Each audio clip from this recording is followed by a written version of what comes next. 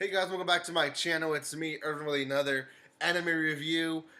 This is going to be on Radiant, a anime that I have been reacting to in my channel, and one that I really like and have enjoyed in the process of them making this anime. Now, before I continue, I do want to say a few things. One, if you haven't done so, subscribe to my channel. Let's reach 2100 before the month ends. Secondly, guys, if you haven't seen my first impressions as well as all my reaction videos on this anime, you can watch those in my channel. There will be eventually a playlist tagged to this video. And then lastly, there is, to an extent, spoiler alert, I won't talk too much about what's going on completely, but I do want to talk about upcoming stuff. So, you've just been warned that there might be some spoilers in this video. So, first off, I want to point out that this is actually a manga created in France. It's not really Japanese, but still in the manga form, in the manga culture, still accepted by the Japanese culture. It was just created in France. Anyways, being so, you can see in the anime a lot of the influences, especially in how some of the characters look, how the characters are dressed, the knights and stuff like that. They have a very of a French influence in that, and that just kind of shows how culture does actually affect the anime sometimes. And that was fine. It still felt very Japanese to on its core, but the artwork and some of the characters choosings or dress choices were very French oriented or French influenced. Anyways, let's start with that. Then let's also talk about the anime in itself.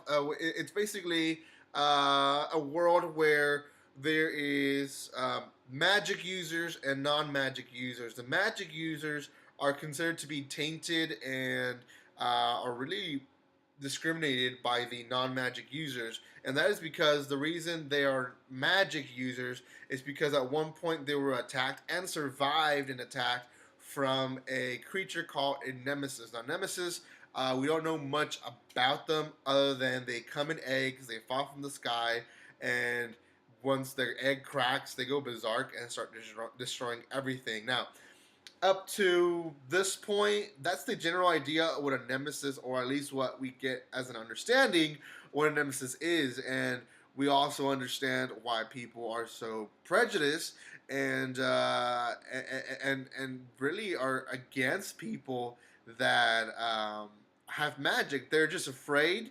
Some are just they're different from them, so they discriminate. And throughout the first season, we see very different stories with how the magic users react.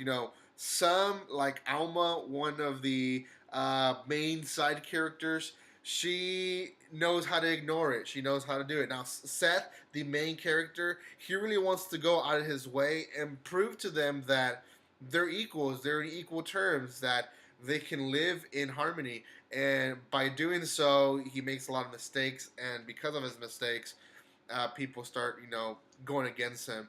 Other characters like Doc as well just wants to keep it away. He hides from people. He doesn't want people to know that he's a magic user. There is a time where they meet a kid, Raj, and his family are not magic users, so they're still loving upon him, but they hide him from the neighbors and they pretend that nothing's wrong because they don't want to be discriminated. Now, there's a second part to that, and really is because where they didn't just discriminate on magic users, they also discriminated on foreigners, and they were both foreigners, and I had a kid that had magic, so they're trying to keep away from people being mean. So, anyways, that's basically kind of like the anime world, or that this anime is created. Seth himself, great character, very typical of a shonen character. Reminds you a lot of Asta. Reminds you a lot of Medora, of Deku. Reminds you a lot of those characters that uh, they're kind of coming from the bottom of the world and they're rising up. Him, in the other hand, he does have magic. He's not like Deku. He's not like Asta, where there is no magic or no powers. Absolutely, his is actually the opposite. He has a lot of power in him that he at one point realizes that can't control. And in fact, that's how the anime ends, is with him concluding that he needs to go in a time of training to be able to control that magic because he has so much of it. Now, there's other lovable characters that come out. Millie, which I have not mentioned, great character. She's probably one of the main characters, if you want to consider her as the main character. She has kind of a double side of her that flips whenever Millie is in danger, and it's basically a bad A side. She turns into this girl who can't be stopped. So, anyways, so much of it I like, but I also want to mention that there is this ongoing argument and ongoing debate, I guess you can say, online, on Twitter, on Reddit, that I've read and have included some of my thoughts, and that's because the manga and the anime have not really fallen together, and people are hoping that season 2 follows more of the manga. Some people are thinking, should let it be its own identity. What are my thoughts on that? Um, well, because I started with the anime before I started with the manga, it didn't bother me as much. It almost felt like not almost felt. I felt like I was just watching a whole thing that seemed like it was doing its the right thing. Now I started listening to people saying it doesn't follow the manga, doesn't follow the manga. So I started reading the manga, and now I kind of understand. I kind of get a grasp of what they're coming from.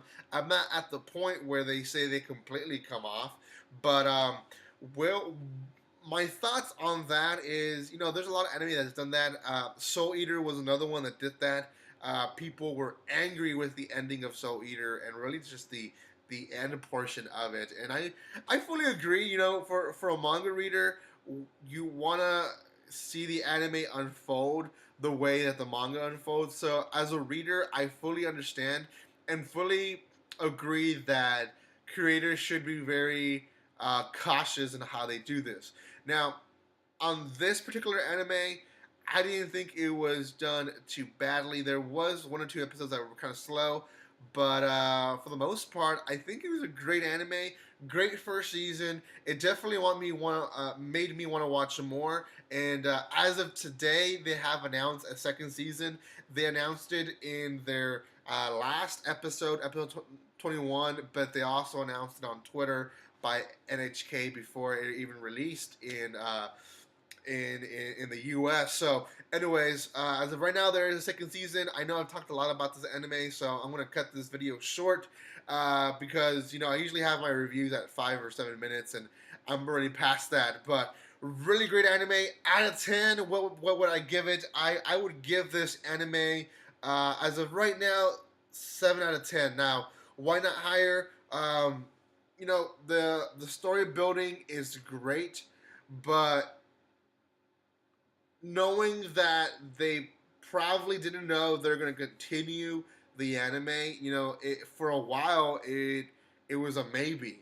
Uh, they weren't really giving us a good conclusion at the end. So if it would have not ended, it would have been a horrible anime. So that's just my opinion on that part. But secondly, it doesn't follow the manga. I understand that, and that's why I'm going to take off a point out of the rating. But I don't think the anime in itself, separate from the manga, was that bad. So 7 out of 10, I think, is what it deserves. Guys, let me know what you think in the comment section below. Did you enjoy this anime as much as I did, or did you actually hate it, or are you one of those that think that it should follow the manga more closely? Let me know all that in the comment section below, guys. Thank you so much for this. For watching this far. If you have, then you probably should subscribe if you haven't done so. So thank you guys so much for all the love and support. And like always, Don't be strangers.